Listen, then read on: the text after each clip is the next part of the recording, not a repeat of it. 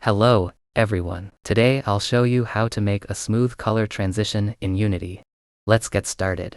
Go ahead and create a new script. First, let's remove the comments to keep things clean.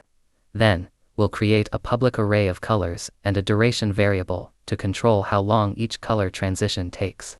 We'll also get a reference to the object's renderer component so we can change its material color. Next, I created an integer variable called currentColorIndex.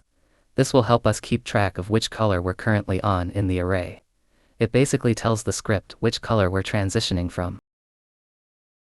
Then, inside the start function, I'm getting a reference to the object's renderer component using getComponentRenderer greater than. This allows us to access and change the material's color at runtime.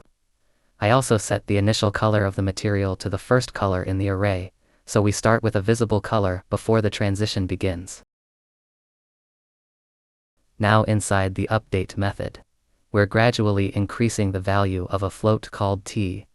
This value goes from 0 to 1 over time, based on the duration we set earlier. Basically, it helps us control how far we are in the transition between two colors. We use Color.Lerp to smoothly blend between the current color and the next color in the array. The t value we calculated determines the progress of that blend. Finally, when t reaches or goes above 1, that means the transition is complete. So we reset t back to 0 and update the current color index to move on to the next color. The %colors length part makes sure we loop back to the start when we reach the end of the color array. If this video helped you out, make sure to drop a like, leave a comment, and maybe even subscribe for more quick Unity tips.